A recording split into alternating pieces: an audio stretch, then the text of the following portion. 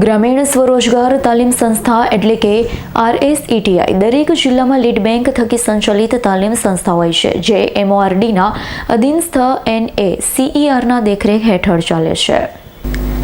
આપણા સુરત જિલ્લાની lead bank એટલે કે બેંક ઓફ બરોડા દ્વારા 2004થી સંચાલિત બરોડા સ્વરોજગાર વિકાસ સંસ્થા સુરત જે હવે BOB RSETI સુરતના નામેથી ઓળખાય છે, સુરત જિલ્લાના ગ્રામીણ ક્ષેત્રના બેરોજગાર યુવક યુવતીઓને નિઃશુલ્ક રહેવા જમવાની સુવિધા સાથે NSQF દ્વારા નિર્ધારિત વિવિધ ટૂંકા ગાળાની 6 દિવસથી લઈ 45 દિવસની સ્વરોજગારલક્ષી તાલીમ આપે છે, જે અંતર્ગત કવાસ ગામ ખાતે 19/12/2023 થી 1/2024 13 દિવસ સુધીનો જ્યુટ પ્રોજેક્ટ ઉદ્યમી તાલીમનું આયોજન કરવામાં આવ્યું છે.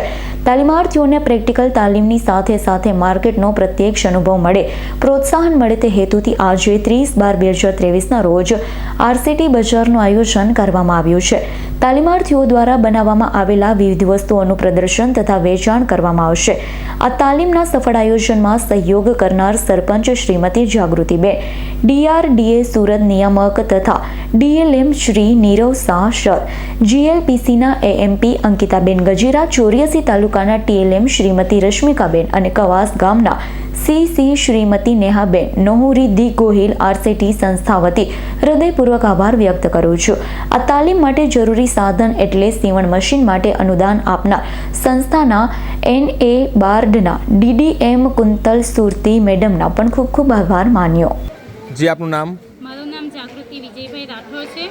અમને જે જ્યુટ પ્રોડક્ટ તાલીમ આપવામાં આવી છે તેમાં મોટા ઝૂલાઓ બનાવ્યા છે, નાના ટેડી બિયર મૂકવા માટેના ઝૂલા બનાવવામાં આવ્યા છે, તોરણો બનાવવામાં આવી છે, પગ લૂછણીયા બનાવવામાં આવ્યા છે. જે બુકે બનાવીએ છીએ જેમાં પ્લાસ્ટિકનો વપરાશ થાય છે તે બંધ કરીને અત્યારે અમે જૂટ પ્રોડક્ટમાંથી એક બુકે માટેનું રેડી કરવામાં આવ્યું છે. જૂટ પ્રોડક્ટમાંથી બેગો બનાવવામાં આવી છે, તેમાં પાણીની બોટલ મૂકવા માટેની બેગો છે, દૂધની બોટલ મૂકવા માટેની બેગો છે, મોબાઈલ ચાર્જ કરવા માટેની બેગ બનાવવામાં આવી છે. પછી ફાઇલો જે મૂકીએ છીએ તે બનાવવામાં આવ્યું છે. નાની થેલીઓ છે, મોટી થેલીઓ છે, જે અત્યારે હાલમાં બધે જ પ્લાસ્ટિકની બેગો બંધ થઈ છે, એની જગ્યાએ અમે આ જૂટમાંથી બનાવવામાં આવી છે. આશરે કેટલી પ્રોડક્ટ હાલ તમે બનાવી ચૂક્યા છો અત્યાર સુધીમાં કવાસ ગામમાં? કવાસ ગામમાં અમે 10 થી 15 પ્રોડક્ટ બનાવી ચૂક્યા છે ને હાલમાં કવાસ ગામમાં તાલીમ ચાલુ થઈ રહી છે. હવે પછી અમે સુરત જેવા 84 તાલુકામાં પછી અન્ય કોઈ ગ્રામોમાં આ તાલીમની સંસ્થા શરૂ કરવામાં આવશે.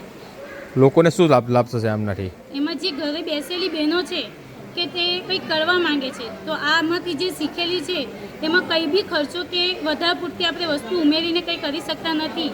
તે લોકો જે આ સસ્તામાં સસ્તી વસ્તુ પોતે ઘરે મંગાવીને પોતાના હાથથી બનાવીને અને જેને આસનો આવડે છે કે જેને મશીન આવડે છે એના માટે સૌથી સહેલામાં સહેલી વસ્તુ છે અને તે પોતાના જ દમ પર ઊભી થઈને કંઈ નવું કરે એ માટે આ પ્રોડક્ટ અમને શીખવા મળ્યું છે. એ બદલ એમનો પણ તાલીમ આપનારનો ખૂબ ખૂબ આભાર વ્યક્ત કરીએ છીએ. જી, આપનું નામ? મારું નામ ગોહિલ રીતિ અલ્પેશભાઈ છે. હું ગ્રામીણ સ્વરોજગાર પ્રશિક્ષણ સંસ્થાન RCT સુરતમાં ઇનહાઉસ ફેકલ્ટી તરીકે કાર્યરત છું અને અમે અમારું RCT સંસ્થાનું કાર્ય એવું છે કે જે સુરત જિલ્લાના તમામ 9 તાલુકાના બધા ગામડાઓમાં જઈને સખી મંડળની બહેનોને અથવા BPL બહેનો હોય કે જે બેરોજગાર હોય અને ઘર બેઠા કંઈક ગૃહ ઉદ્યોગ શરૂ કરવા માંગતા હોય તો તે લોકો માટે અમે સ્વરોજગારલક્ષી તાલીમો આયોજન કરીએ છીએ. એવી અમારી પાસે NSQFના અંડરમાં 60 પ્રકારની તાલીમના કોર્સો છે, જેવા કે જ્યુટ પ્રોડક્ટ ઉદ્યમી, મસાલા પાપડ અથાણા, સીવણ ક્લાસ છે, બ્યુટી પાર્લર છે, અગરબત્તી બનાવવાની છે, મીણબત્તી બનાવવાની છે, એમ વિવિધ જાતના 60 પ્રકારના કોર્સીસ છે.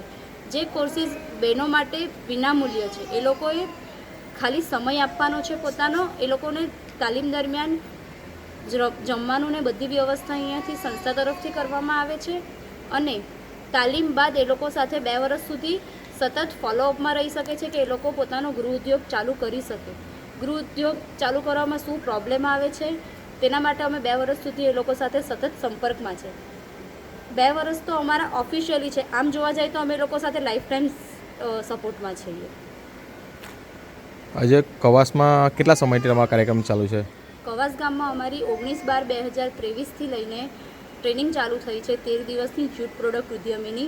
તેમાંથી આજે અમે 13 દિવસ દરમિયાન જે બહેનોએ વસ્તુ બનાવી છે તેનું એક આઉટપુટ એ લોકોને કે બજારમાં કઈ વસ્તુની માંગ છે તે માટે એક RCT બજારનું આયોજન કર્યું છે આરસેટી બજાર દરમિયાન ગામના બધા સભ્યો આવીને વિઝિટ કરે છે ને એ લોકોને જે વસ્તુ પસંદ આવે છે તે લોકો ખરીદીને લઈ જાય છે. તો બહેનોને ખબર પડે કે અમારા ગામમાં કઈ વસ્તુની માંગ છે, તો અમે આગળ જતાં એ વસ્તુનું ઉત્પાદન વધારી શકીએ. યજ્ઞેશ પટેલનો રિપોર્ટ S9 ન્યૂઝ હજીરા.